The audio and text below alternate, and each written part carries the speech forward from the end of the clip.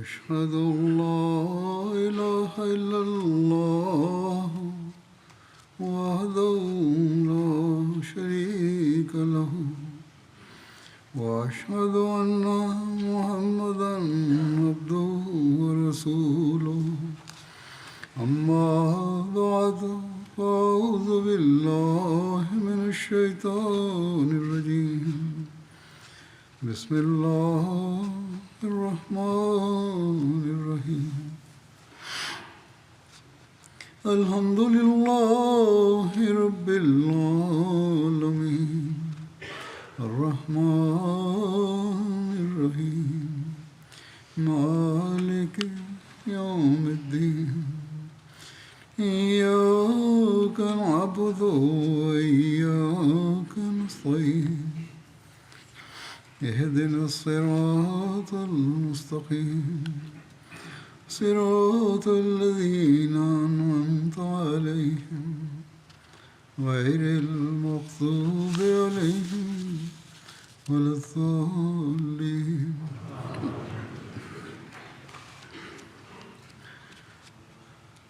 ஜல்சாவுக்கு முந்தைய ஹுத்பாக்களில் முரைசி போர் பற்றி கூறப்பட்டு வந்தது.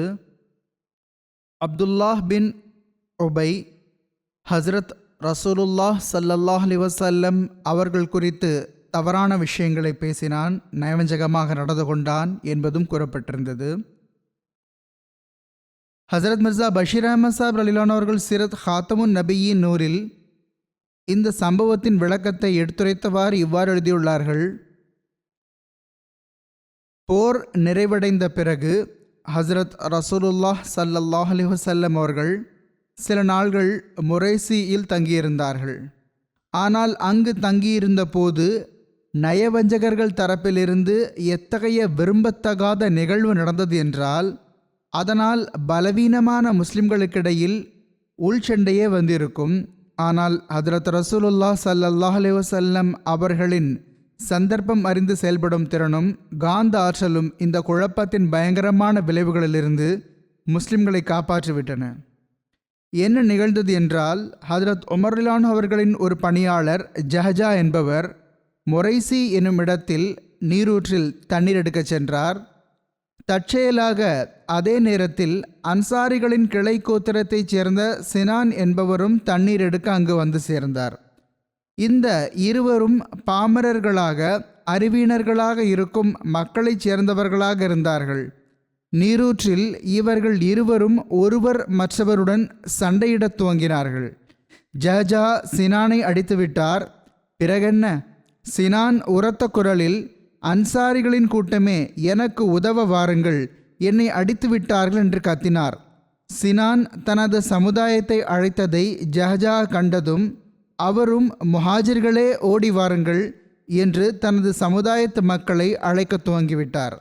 அன்சாரிகள் மற்றும் முஹாஜிர்களில் எவர்களின் காதுகளை இந்த ஓசை சென்றடைந்ததோ அவர்கள் வாள்களை எடுத்துக்கொண்டு ஆவேசமாக அந்த நீரூற்றின் பக்கம் விரைந்தார்கள். பார்த்து கொண்டிருக்கும் போதே அங்கு ஒரு நல்ல கூட்டம் கூடிவிட்டது.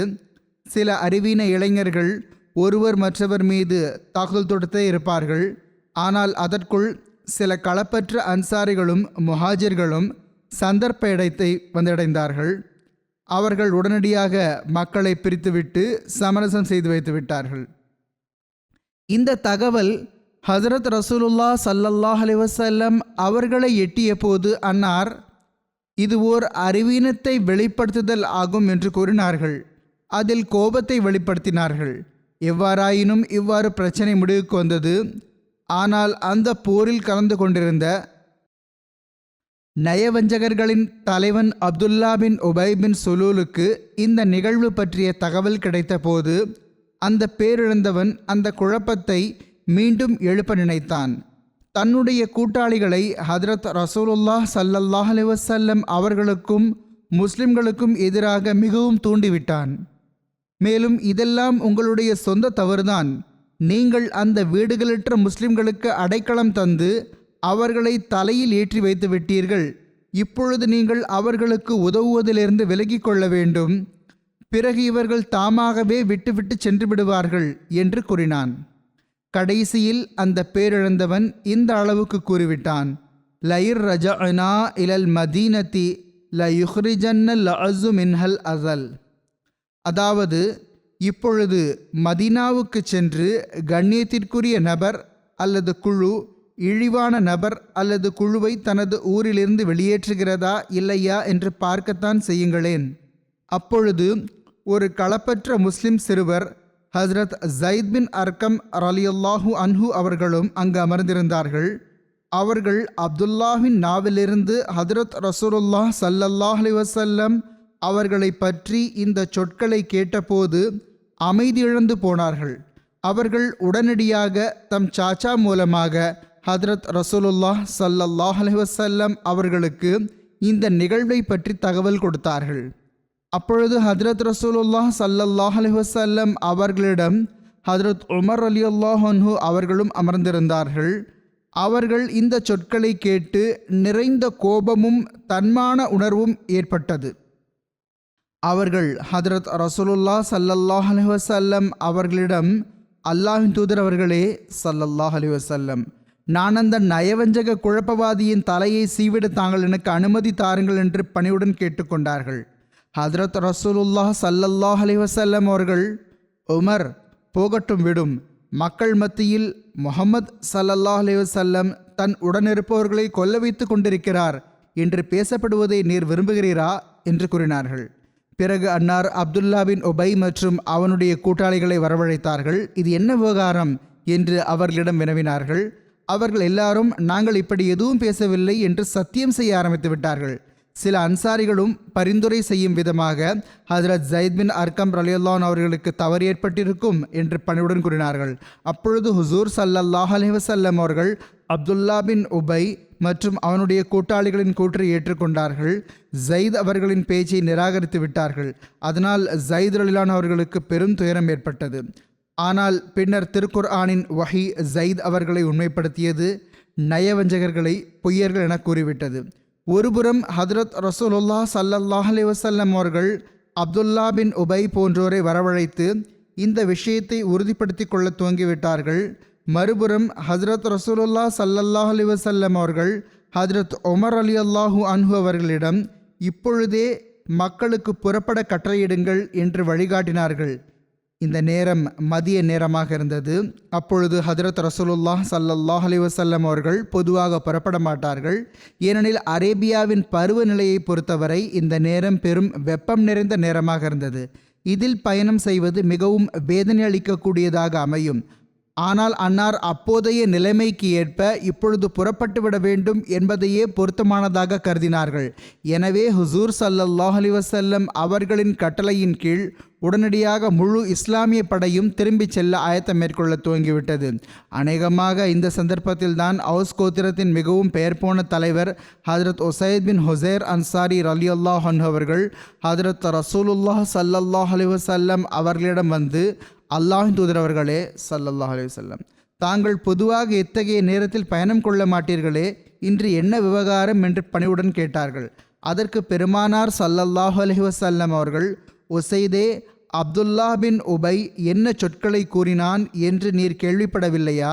அவன் நாம் மதீனாவுக்கு செல்லலாம், அங்கு சென்று கண்ணியத்திற்குரிய நபர் இழிவான நபரை வெளியேற்றி விடுவார் என கூறுகிறான் என்று கூறினார்கள். உசைத் ரலியல்லாஹு அன்ஹு அவர்கள் தாமதிக்காமல், அல்லாஹ்வின் தூதர் அவர்களே ஸல்லல்லாஹு அலைஹி வஸல்லம், தாங்கள் விரும்பினால் அப்துல்லாவை தாராளமாக மதீனாவிலிருந்து வெளியேற்றலாம். ஏனென்றால் அல்லாஹின் மீது ஆணையாக கண்ணியத்திற்குரியவர் தாங்களே ஆவீர்கள், அவனே இழிவானவன் ஆவான் என்று பணிவுடன் கூறினார்கள். பிறகு ஹஜ்ரத் உசைத் பின் ஹுசைர் ரலியல்லாஹு அன்ஹு அவர்கள், அல்லாஹ்வின் தூதர் அவர்களே ஸல்லல்லாஹு அலைஹி வஸல்லம், தாங்கள் அறிவீர்கள், தாங்கள் வருகை தருவதற்கு முன்பு அப்துல்லா பின் உபை தனது சமுதாயத்தில் மிகவும் கண்ணியத்திற்குரியவனாக இருந்தான். அவனது சமுதாயம் அவனை தனது அரசனாக்கும் கருத்தில் இருந்தது. அது ஹுசூர் ஸல்லல்லாஹு அலைஹி வஸல்லம் அவர்கள் வருகை தந்ததினால் மண்ணோடு மண்ணானது. எனவே இதன் காரணமாக அவனது உள்ளத்தில் தங்களை குறித்து பொறாமை அமர்ந்துவிட்டது. எனவே அவனுடைய வெற்றி பேச்சுக்களை சற்றும் பொருட்படுத்தாதீர்கள், அவனை மன்னித்து விடுங்கள் என்று கூறினார்கள். பிறகு மற்றொரு அறிவிப்பில் இவ்வாறு எழுதப்பட்டுள்ளது, அப்துல்லா பின் உபை மகனுக்கு, இந்த விஷயங்கள் அனைத்தும் தெரிய வந்ததும் ஹதரத் உமர்லான் அவர்களின் உரையாடல் பற்றி தெரிய வந்ததும் அவர் ஹதரத் ரசூலுல்லாஹ் ஸல்லல்லாஹு அலைஹி வஸல்லம் அவர்களின் மேலான அவைக்கு வந்து பணிவுடன் இவ்வாறு கேட்டுக்கொண்டார். அல்லாஹ்வின் தூதர் அவர்களே ஸல்லல்லாஹு அலைஹி வஸல்லம், தங்கள் வரை எட்டியுள்ள அந்த செய்தியின் காரணமாக தாங்கள் என் தந்தையை கொன்றுவிட எண்ணியிருக்கிறீர்கள் என்றால் அதற்கு எனக்கு கட்டளையிடுங்கள். அல்லாஹின் மீதானையாக தாங்கள் இந்த சபையிலிருந்து எழுந்திருப்பதற்கு முன்னர் நான் அவர் தலையை கொண்டு வருவேன். அல்லாஹின் மீதானையாக ஹஸ்ரஜ் கோத்திரத்தில் என்னை விட பெற்றோருடன் நல்ல முறையில் நடந்து கொள்பவர் எந்த மனிதரும் இல்லை என்பதை ஹஸ்ரஜ் மக்கள் அறிவார்கள். அல்லாஹின் தூதர் அவர்களே ஸல்லல்லாஹு அலைஹி வஸல்லம், தாங்கள் எனக்கு அன்றி வேறு யாருக்காவது அவரை கொல்வதற்கான கட்டளையிட்டு பிறகு என் தந்தையை கொன்றவர் மக்கள் மத்தியில் நடமாடுவதை பார்த்து கொண்டிருப்பதை எனது உள்ளம் விடாதோ என்றும் நான் அவரை கொன்று நெருப்பில் நுழைந்து விடுவேனோ என்றும் அஞ்சுகிறேன். வேறு யாராவது கொன்றால் நான் கோபத்தில் அவரை கொன்றுவிடப் போகிறேன் என்று கூறினார். ஹதரத் ரசூலுல்லாஹ் ஸல்லல்லாஹு அலைஹி வஸல்லம் அவர்கள் மன்னித்து விடுவது எல்லாவற்றையும் விட சிறந்ததாகும். ஹதரத் ரசூலுல்லாஹ் ஸல்லல்லாஹு அலைஹி வஸல்லம் அவர்கள் பெரும் கருணை காட்டுவது எல்லாவற்றையும் விட மகத்தானதாகும். அவர் கூறிய விஷயங்களை கேட்டு ஹதரத் ரசூலுல்லாஹ் ஸல்லல்லாஹு அலைஹி வஸல்லம் அவர்கள் கூறினார்கள், அப்துல்லாவே, நான் அவரை கொல்லவும் எண்ணவில்லை, எவருக்கும் அதற்கான கட்டளையும் இடவில்லை. அவர் நம்மிடையே இருக்கும் வரை நாம் நிச்சயம் அவருடன் நல்ல முறையில் நடந்து கொள்வோம். அதற்கு அப்துல்லாஹ், அல்லாஹின் தூதர் அவர்களே ஸல்லல்லாஹு அலைஹி வஸல்லம், ஐயமின்றி என் தந்தையின் தலையில் மகுடம் வைப்பதற்கு இந்த நகர மக்கள் நிச்சயமாக ஒருமித்து விட்டிருந்தார்கள். பிறகு எல்லாமல்ல அல்லாஹ் தங்களை கொண்டு வந்தான். அல்லாஹ் அவனை பெண்ணுக்கு தள்ளிவிட்டான். தங்கள் மூலமாக எங்களை உயர்த்திவிட்டான். இதை அப்துல்லா பின் உபை மகன் கூறுகின்றார். அவரிடம் வந்து செல்லக்கூடிய சில மக்கள் அவருடன் இருக்கிறார்கள். எந்த விஷயங்கள் மீது அல்லாஹ் மேலோங்கி விட்டானோ அந்த விஷயங்களை அவருக்கு நினைவூட்டுகிறார்கள் என்று பணிவுடன் கூறினார்கள். ஹசரத் மிர்சா பஷீர் அஹ்மத் சாஹிப் ரலியல்லாஹு அவர்கள் எடுத்துரைக்கிறார்கள், அப்துல்லா பின் உபை மகன் பெயர் ஹுபாப் ஆகும். ஆனால் ஹதரத் ரசூலுல்லாஹ் ஸல்லல்லாஹு அலைஹி வஸல்லம் அவர்கள் அதை மாற்றி அப்துல்லா என்று ஆக்கிவிட்டிருந்தார்கள். எவ்வாறாயினும் ஹதரத் ரசூலுல்லாஹ் ஸல்லல்லாஹு அலைஹி வஸல்லம் அவர்களின் வழிகாட்டல் படி திரும்பிச் செல்லும் பயணம் துவங்கியது. அதன் விபரத்தில் மேற்கொண்டு இவ்வாறு எழுதப்பட்டுள்ளது.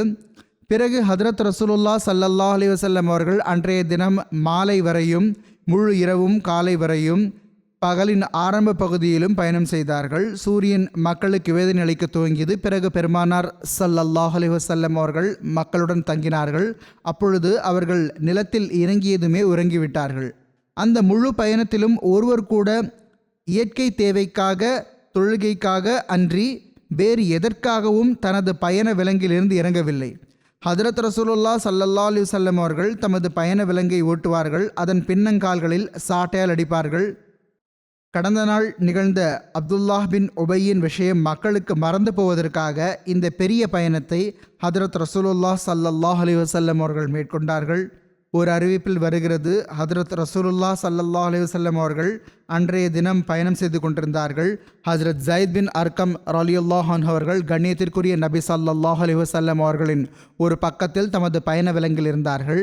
ஹஜ்ரத் ரசூலுல்லாஹ் ஸல்லல்லாஹு அலைஹி வஸல்லம் அவர்களால் இவர்களது முகத்தை பார்க்க முடிந்தது. ஹஜ்ரத் ரசூலுல்லாஹ் ஸல்லல்லாஹு அலைஹி வஸல்லம் அவர்கள் தமது பயண விலங்கின் சேனத்தை காலால் இழுப்பார்கள். அது சற்று வேகமாகிவிடும். அப்பொழுது அன்னார் மீது வஹி இறங்க துவங்கியது.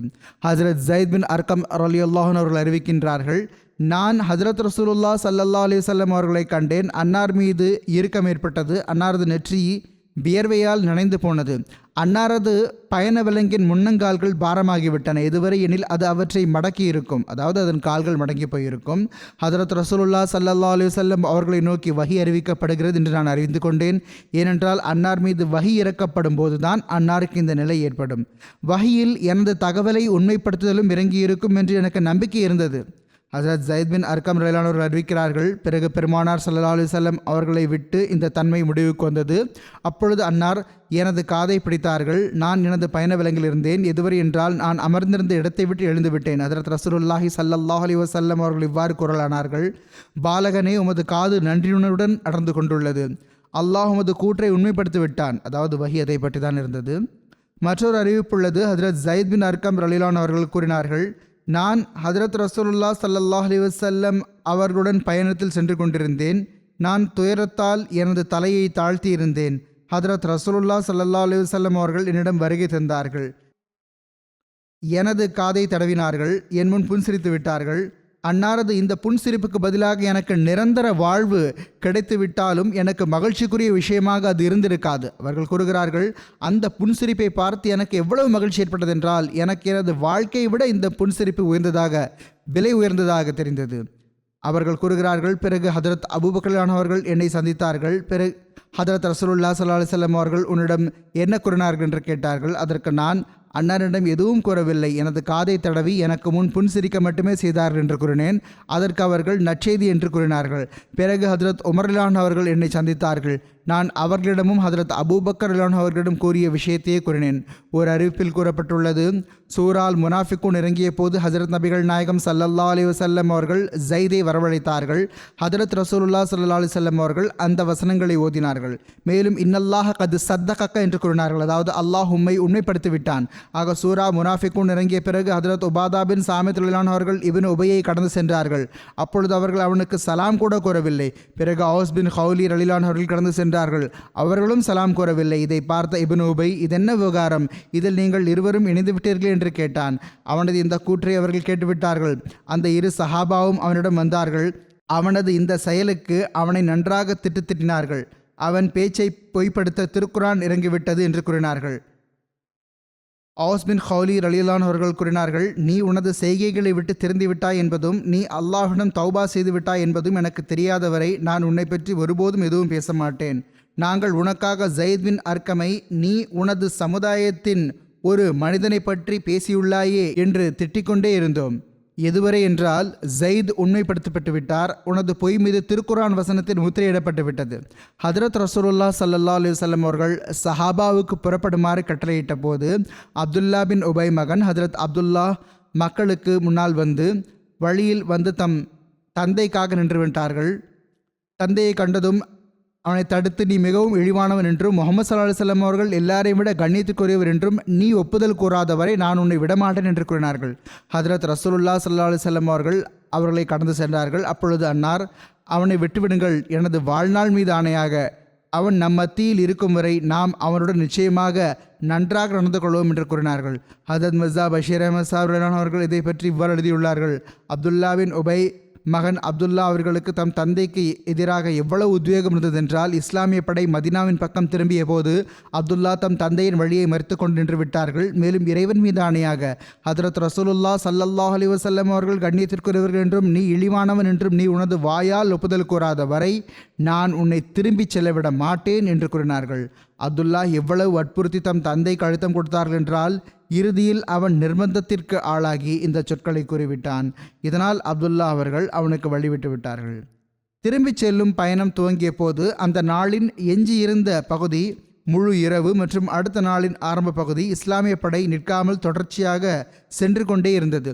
கடைசியில் முகாமிடப்பட்ட போது மக்கள் எந்த அளவு களைத்து நொறுங்கி போயிருந்தார்கள் என்றால், தங்க ஆரம்பித்த உடனேயே அவர்களில் பெரும்பாலார் ஆழ்ந்து உறங்கிவிட்டார்கள். இவ்வாறு ஹதரத் ரசூலுல்லாஹி ஸல்லல்லாஹு அலைஹி வஸல்லம் அவர்களின் விழிப்புணர்வால் மக்களின் கவனம் அந்த விரும்பத்தகாத சம்பவத்தை விட்டு அகன்று ஒரு நீண்ட நேரம் வரை மறுபக்கம் இணைந்திருந்தது. அல்லாஹ் தனது அருளால் முஸ்லிம்களை முனாஃபிக்குகளின் குழப்பம் விளைவித்தலிலிருந்து காப்பாற்றிவிட்டான். உண்மையில் மதினாவின் நயவஞ்சகர்கள் எப்படியாவது முஸ்லிம்கள் மத்தியில் உச்சண்டையை ஒருவர் மற்றவருடனான பிரிவினை சூழ்நிலை உருவாக்கிவிட வேண்டும் என்று முடிந்தால் அவர்களது பார்வையில் ஹதரத் ரசூலுல்லாஹி ஸல்லல்லாஹு அலைஹி வஸல்லம் அவர்களின் கண்ணியத்தை குறைத்துவிட வேண்டும் என்றும் எப்பொழுதும் முயற்சித்து வந்தார்கள்.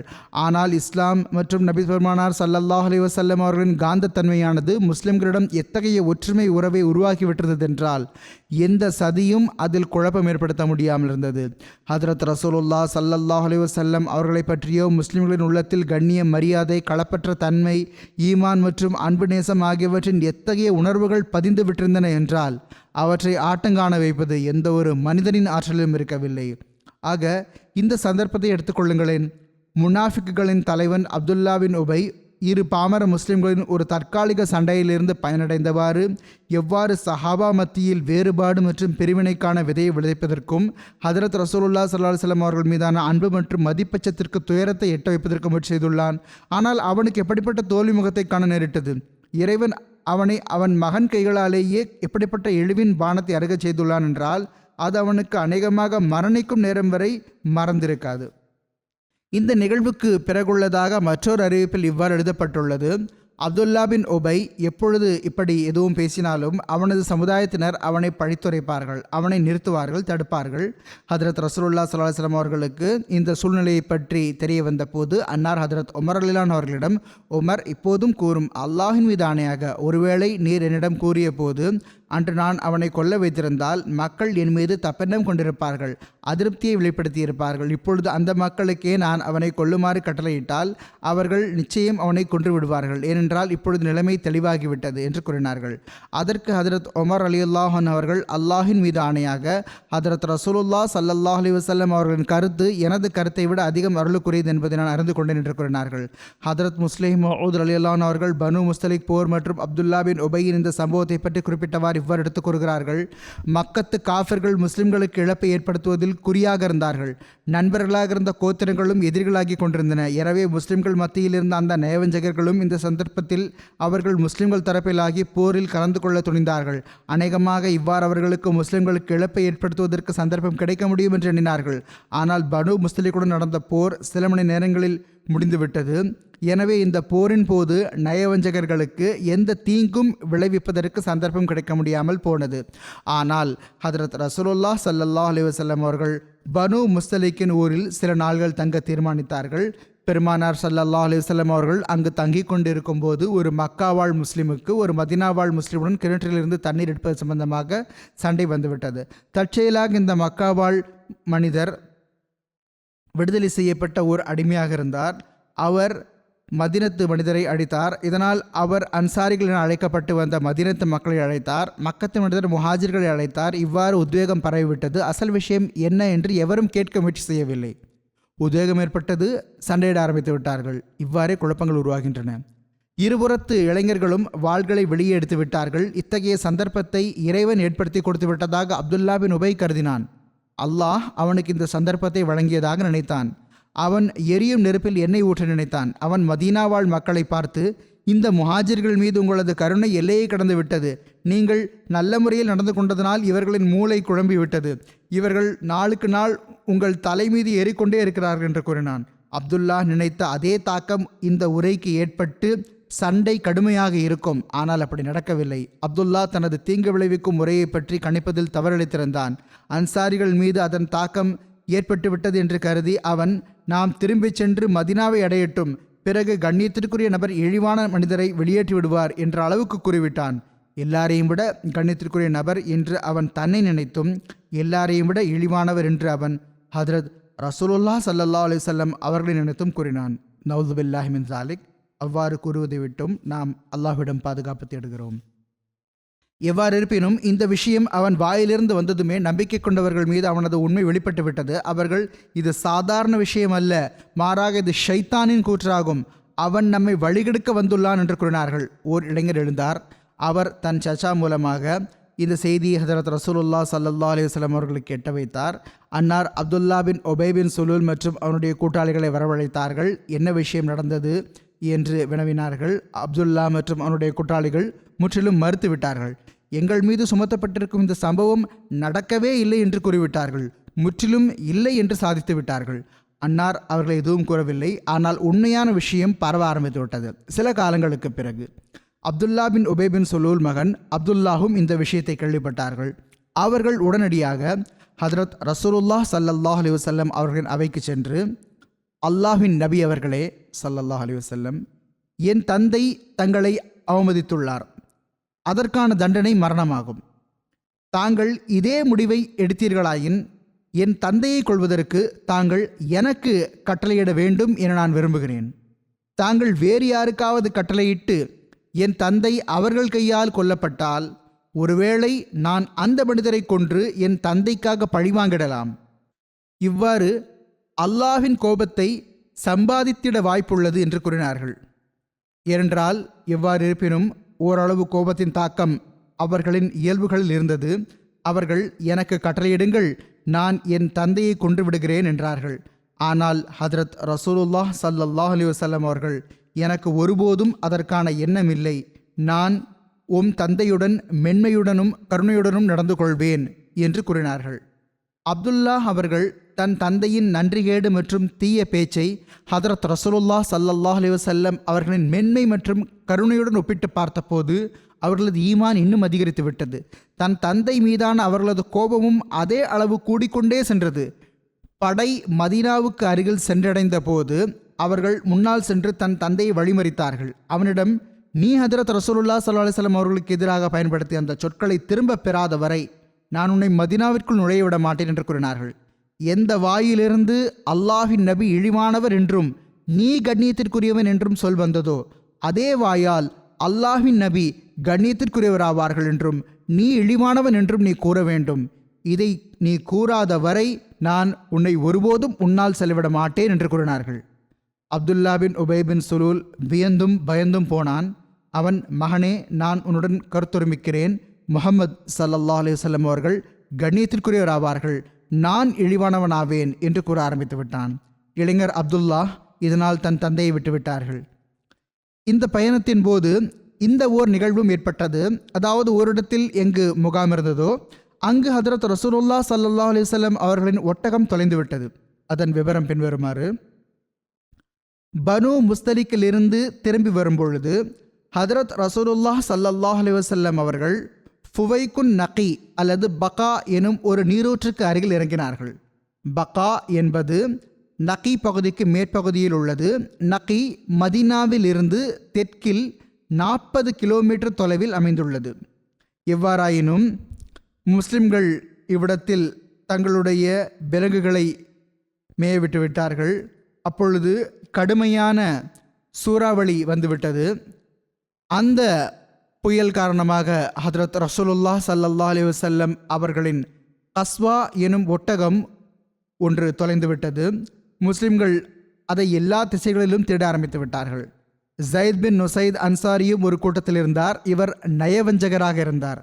அந்த கூட்டத்தில் ஹதரத் உபாத் பின் பஷர் பின் பக்ஷ், சலமா பின் சுலாமா மற்றும் உசைத் பின் ஹுசேர் ஆகியோரும் அமர்ந்திருந்தார்கள். ஜயித் பின் நுசைத் யூதர்களின் கோத்திரமான பனு கேன்காவைச் சேர்ந்தவராக இருந்தார். அவர் வெளிப்படையில் முஸ்லீம் ஆகிவிட்டிருந்த ஆனால் உள்ளுக்குள் யூதர்களாகவே இருந்த அந்த யூத அறிஞர்களில் ஒருவராக கணக்கிடப்பட்டார். அந்த முனாஃபிக், அதாவது ஜயித் பின் நுசைத், மக்கள் ஏன் ஓடிக்கொண்டிருக்கிறார்கள் என்று கேட்டார். இவர்களெல்லாம் ஹுசூர் ஸல்லல்லாஹு அலைஹி வஸல்லம் அவர்களின் ஒட்டகத்தை தேடிக்கொண்டிருக்கிறார்கள், அது தொலைந்து போய்விட்டது என்று கூறினார்கள்.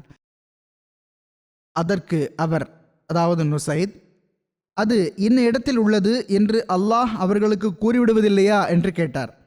சஹாபா அவருடைய இந்த பேச்சை வினோதமாக கருதினார்கள். அவர்கள், அல்லாஹ்வின் எதிரியே, மேலான இறைவன் உன்னை அழித்து விடுவானாக, நீ நயவஞ்சகனாவாய் என்று கூறினார்கள்.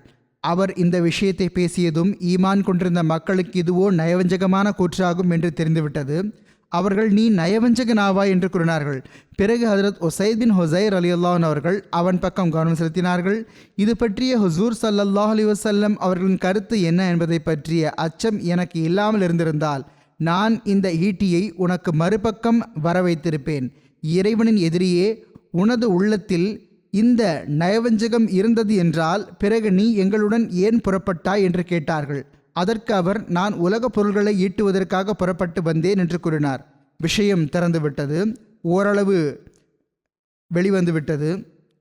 அவர் ஏளனமாக, ஹுசூர் ஸல்லல்லாஹு அலைஹி வஸல்லம் அவர்களோ நமக்கு இதைவிட மிக பெரிய பெரிய விஷயங்கள் பற்றி கூறுகிறார்கள், நமக்கு வானத்து விஷயங்கள் பற்றி கூறுகிறார்கள், அவர்களால் அந்த ஒட்டகத்தை பற்றி கூற முடியாதா? அல்லாஹ் எனக்கு பெரும் பெரும் முன்னறிவிப்புகளை கூறுகிறான் என்று கூறுகிறார்கள், மறைவானவற்றை பற்றி கூறிவிடுகிறான், ஒட்டகம் பற்றி ஏன் செய்தி தெரிவதில்லை என்று கேட்டார். நயவஞ்சகமான விஷயங்களை பேச ஆரம்பித்து விட்டார். அங்கு இருந்தவர்கள் அனைவரும் அவர் மீது பாய்ந்தார்கள். உனது உள்ளத்தில் இத்தகைய சிந்தனைகள் இருப்பது எங்களுக்கு தெரிந்திருந்தால் நாங்களும் நீயும் ஒரு கணம் கூட ஒன்று கூடியிருக்க மாட்டோம். இப்பொழுது நாம் ஒன்றாக இருக்க முடியாது என்று கூறினார்கள். சஹாபா தன் மீது தாக்குதல் தொடுத்து விடுவார்களோ என்று பயந்து போய் அவர் அங்கிருந்து ஓடிவிட்டார். சஹாபா அங்கு கிடந்த அவருடைய பொருள்களை எடுத்து வெளியே வீசினார்கள். எவ்வாறாயினும் அவர் சஹாபாவிடமிருந்து ஓடி ஒளிந்து ஹதரத் ரசூலுல்லாஹ் ஸல்லல்லாஹு அலைஹி வஸல்லம் அவர்களின் மேலான அவையில் அடைக்கலம் பெறுவதற்காக அமர்ந்து கொண்டார். ஹதரத் ரசூலுல்லாஹ் ஸல்லல்லாஹு அலைஹி வஸல்லம் அவர்களுக்கு அவர் கூறிய விஷயத்தை பற்றி விண்ணிலிருந்து வஹி இறங்கிவிட்டிருந்தது. அந்த முனாஃபிக் கேட்டுக்கொண்டிருந்த போது ஹதரத் ரசூலுல்லாஹ் ஸல்லல்லாஹு அலைஹி வஸல்லம் அவர்கள் கூறினார்கள், அல்லாஹ்வின் தூதர் ஸல்லல்லாஹு அலைஹி வஸல்லம் அவர்களின் ஒட்டகம் தொலைந்துவிட்டது என்ற இந்த இன்னலில் நயவஞ்சகர்களில் ஒருவர் மகிழ்ச்சியை கொண்டாடுகிறார். அவர் அது இன்ன இடத்தில் இருக்கிறது என்று அல்லாஹ் அவர்களுக்கு ஏன் கூறிவிடுவதில்லை? ஏனென்றால் என் வயது மீது ஆணையாக முஹம்மது ஸல்லல்லாஹு அலைஹி வஸல்லம் அவர்கள் நமக்கு ஒட்டகத்தின் இந்த விவகாரத்தை விட பெரிய விவகாரங்கள் குறித்து செய்தி தெரிவித்துள்ளார்கள் என கூறுகிறார். ஹதரத் ரசூலுல்லாஹ் ஸல்லல்லாஹு அலைஹி வஸல்லம் அவர்கள் கூறினார்கள், அல்லாஹ்வை தவிர மறைவானவற்றை வேறு எவரும் அறிய மாட்டார். அவர் அங்கு அமர்ந்திருந்த போது இந்த எல்லா விஷயங்களையும் ஹதரத் ரசூலுல்லாஹ் ஸல்லல்லாஹு அலைஹி வஸல்லம் அவர்கள் கூறினார்கள். அவன் எனக்கு அந்த ஒட்டகத்தை பற்றி கூறிவிட்டான் என்றும் கூறினார்கள். ஹதரத் ரசூலுல்லாஹ் ஸல்லல்லாஹு அலைஹி வஸல்லம் அவர்கள், ஒட்டகம் எங்கே இருக்கிறது என்று அல்லாஹ் எனக்கு கூறிவிட்டான். அது முன்னால் அந்த புதரில் இருக்கிறது. அதன் கடிவாளம் மரத்தில் மாட்டியிருக்கிறது. நீங்கள் அந்த பக்கம் செல்லுங்கள் என்று கூறினார்கள். சஹாபா பெருமக்கள் அந்த பக்கம் சென்றார்கள். ஹதரத் ரசூலுல்லாஹ் ஸல்லல்லாஹு அலைஹி வஸல்லம் அவர்கள் அவர்களுக்கு கூறியது போன்றே அதை காணப்பெற்றார்கள். முனாஃபிக் இதை கண்டபோது அவர் திகைத்து போனார். விரைவாக எழுந்து அவர்களுடன் இருந்த தன்னுடைய அந்த கூட்டாளிகளிடம் சென்று விட்டார். இவர் அருகில் வந்தபோது சஹாபா எங்களுக்கு பக்கத்தில் வராதே என்று கூறினார்கள். அவர், நான் உங்களிடம் ஒரு விஷயம் பேச விரும்புகிறேன் என்று கூறினார்.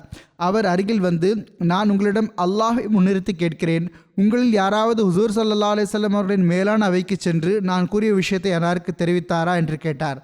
அதற்கு அவர்கள், இல்லை, இறைவன் மீது ஆணையாக நாங்களோ எங்களுடைய இந்த சபையிலிருந்து எழுந்து கூட செல்லவில்லை என்று கூறினார்கள். அவர், நான் மக்கள் மத்தியில் நான் கூறிய விஷயம் பேசப்படுவதை கண்டேன்.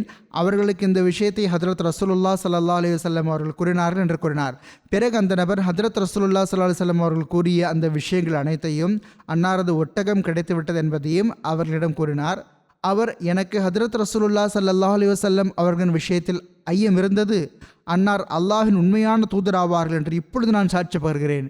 நான் இன்றுதான் இஸ்லாத்தை ஏற்றது போல் உள்ளது என்று கூறினார். இந்த நிகழ்வுக்கு பிறகு அவர், இப்பொழுது நான் உண்மையான முறையில் இஸ்லாத்தை ஏற்றுக்கொள்கிறேன் என்று கூறினார். சஹாபா பெருமக்கள் ஹதரத் ரசூலுல்லாஹ் ஸல்லல்லாஹு அலைஹி வஸல்லம் அவர்களிடம் செல்வீராக, அவர்கள் உமக்காக பாவமன்னிப்பு கோரலாம் என்று கூறினார்கள்.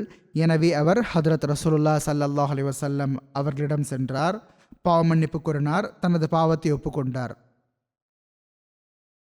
இப்னு இஸ்ஹாக் கூறுகிறார்கள், ஜைத், அதாவது அந்த முனாஃபிக் தௌபா செய்து விட்டார் என்று சிலர் கூறுகிறார்கள். தௌபா செய்யவில்லை என்றும் கூறப்படுகிறது. எவ்வாறு இருப்பினும் இந்த நிகழ்வுகள் இப்பொழுது மேற்கொண்டு இன்னும் சற்று உள்ளன, இனி எடுத்துரைக்கப்படும். இப்பொழுது நான் வங்காளதேசத்தின் நிலைமைக்காக அவர்களுக்காகவும் துவாவுக்காகவும் கூற விரும்புகிறேன். அங்கு அரசாங்கத்திற்கு எதிராக குழப்பம் ஏற்பட்டது. அரசாங்கமோ முடிவுக்கு வந்துவிட்டதுதான். ஆனால் அந்த குழப்பம் தொடர்கிறது. அவர்கள் கூறுகிறார்கள், இப்பொழுது நேற்றை விட சற்று நிலைமை மேம்பட்டுள்ளது. இதன் காரணமாக ஜமாத்தின் எதிரி கூட்டங்கள் இதிலிருந்து பயனடைந்தவாறு அகமதிகளுக்கு இழப்பை ஏற்படுத்த துவங்கிவிட்டார்கள். நம்முடைய சில பள்ளிவாசல்கள் உடைத்து நொறுக்கப்பட்டுள்ளன, அவற்றை எரிக்கப்பட்டுள்ளது. ஜாமியா அஹ்மதியா மற்றும் ஜமாத் கட்டடங்களுக்கும் இழப்பு ஏற்படுத்தப்பட்டுள்ளது.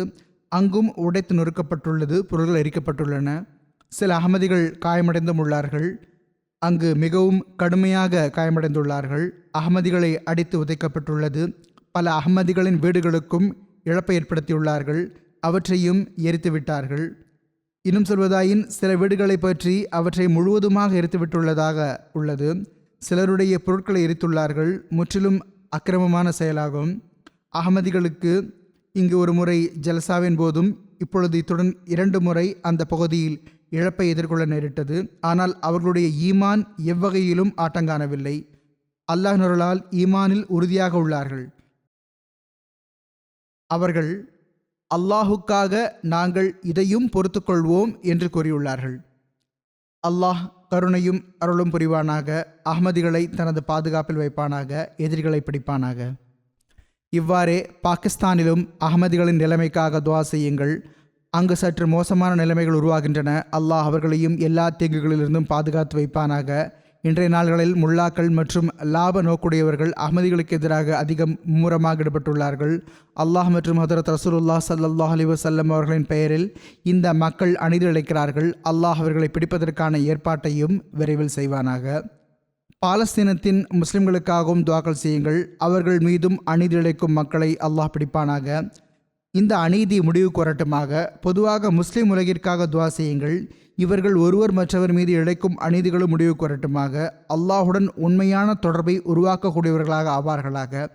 காலத்தின் இமாமை ஏற்றுக்கொள்ளக்கூடியவர்களாக ஆவார்களாக. இதுவே அவர்கள் எஞ்சியிருப்பதற்கான வழியாகும். ஆனால் இந்த மக்கள் இதை புரிவதில்லை. இப்பொழுது நான் 2 ஜனாசாவும் தொழ வைப்பேன். மர்ஹூம்கள் பற்றி எடுத்துக் கூறுகிறேன். முதல் குறிப்பு மதிப்பிற்குரிய ஜுகாவுர் ரஹ்மான் சாஹிப் ஷஹீத் அவர்களுடையதாகும். இவர்கள் குஜராத் மாவட்டத்தின் லாலா முசாவைச் சேர்ந்த சௌத்ரி அப்துர் ரஹ்மான் சாஹிப் அவர்களின் மகனாவார்கள். கடந்த நாள்களில் ஜல்சாவின் நாள்களில் இவர்கள் ஷஹீதானார்கள்.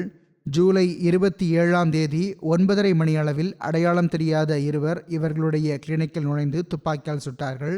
அதனால் இவர்கள் சந்தர்ப்ப இடத்திலேயே ஷஹீதாகிவிட்டார்கள். இன்னா லில்லாஹி வ இன்னா இலைஹி ராஜிஊன்.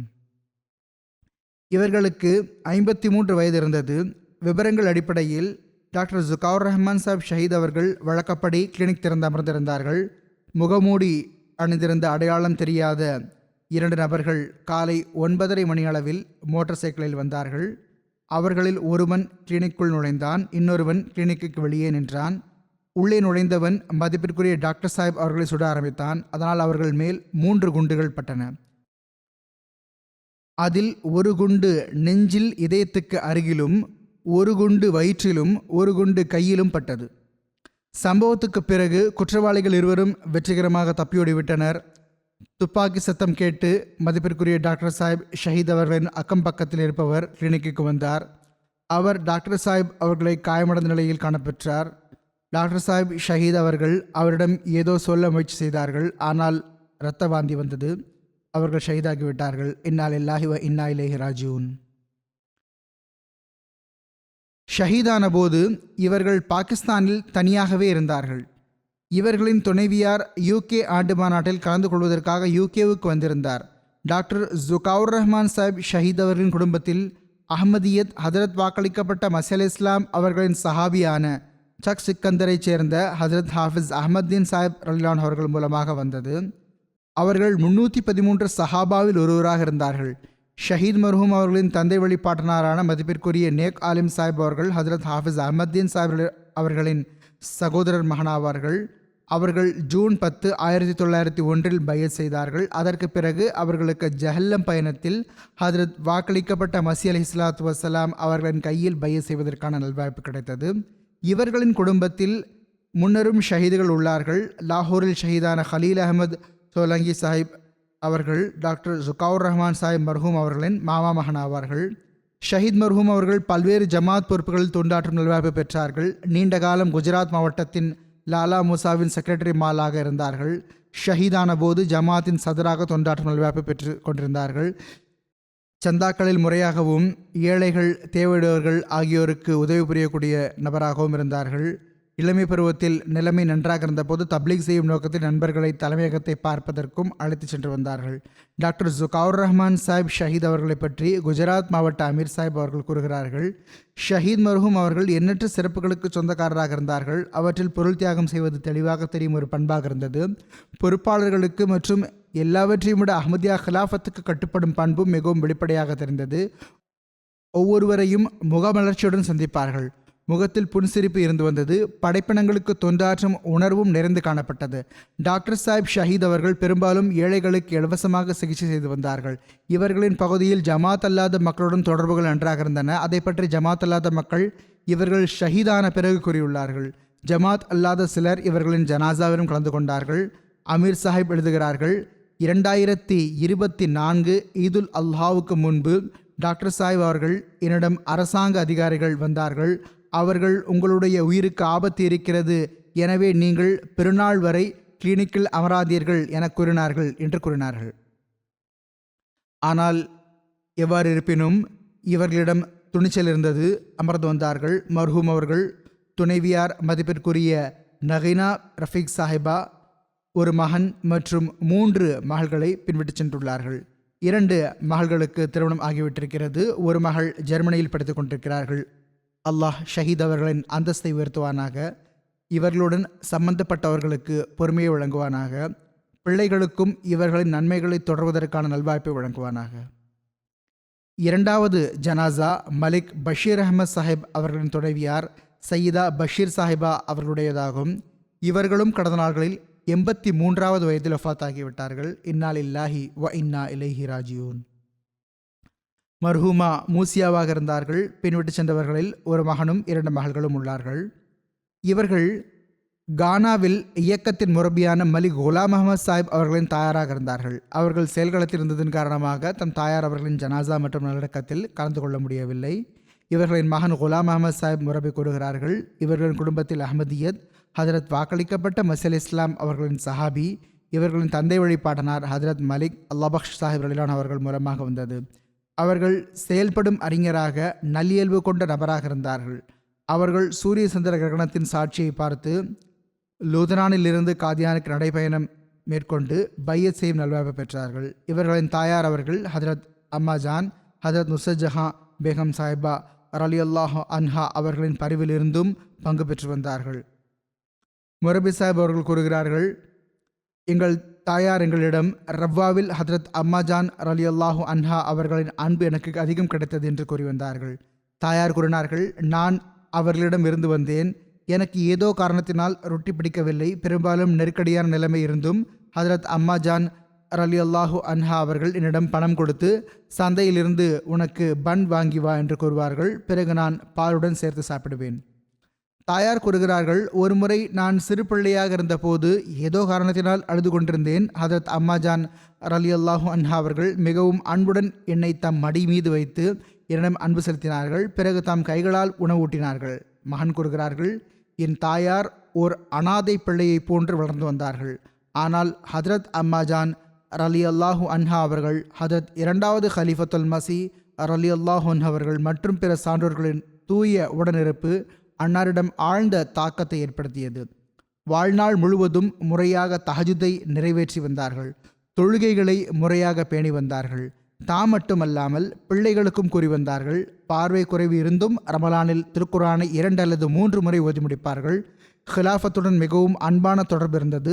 நன்றியுணர்வின் தொடர்பு இருந்தது. களப்பற்ற தன்மையின் தொடர்பு இருந்தது. ஹலீஃபாக்களின் ஹுத்துபாக்கள் மற்றும் முறைகளை மிகவும் முறையாக அமைதியாக கேட்டு வந்தார்கள்.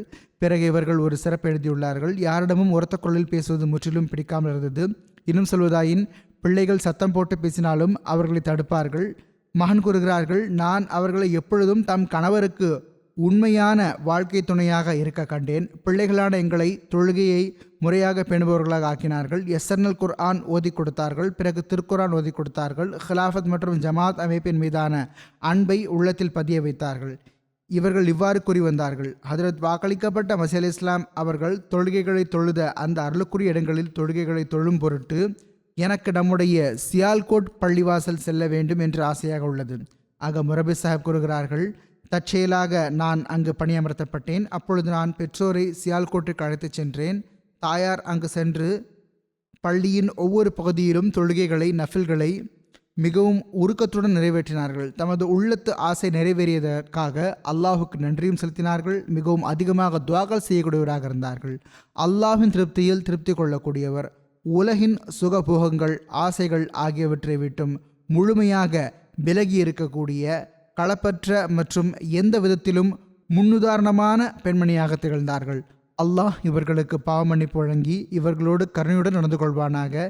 இவர்களின் நன்மைகள் இவர்களின் பிள்ளைகளிடமும் தொடரட்டுமாக, அடுத்த சந்ததிகளிடமும் தொடரட்டுமாக.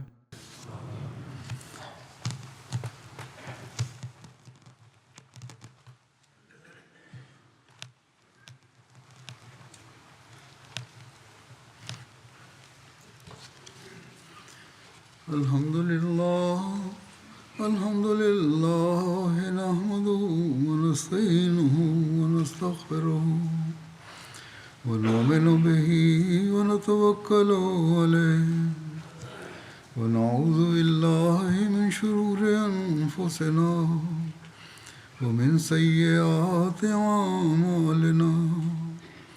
Man yahdihillahu fala mudilla lahu ومن يضلل فلا هادي له ونشهد أن لا إله إلا الله ونشهد أن محمدا عبده ورسوله عباد الله رحمكم الله إن الله يأمر بالعدل والإحسان وإيتاء ذي القربى وينهى عن الفحشاء والمنكر والبغي يعظكم لعلكم تذكرون اذكروا الله يذكركم وادعوه يستجب لكم ولذكر الله أكبر